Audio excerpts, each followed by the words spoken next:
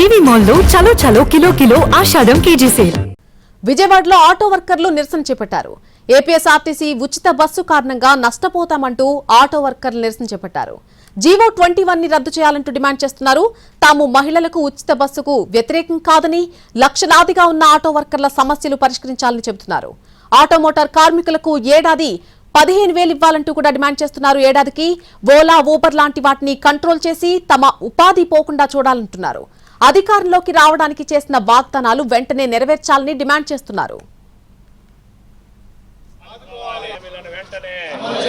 ఎన్నికల ముందు ఇచ్చిన హామీలను వెంటనే ఆటో మోటార్ కార్మికులకు 15,000 రూపాయలు సంవత్సరానికి 15,000 రూపాయలు సంవత్సరానికి 15,000 రూపాయలు ఇవ్వాలి. ఆటో మోటార్ జీవోని 2131 జీవోని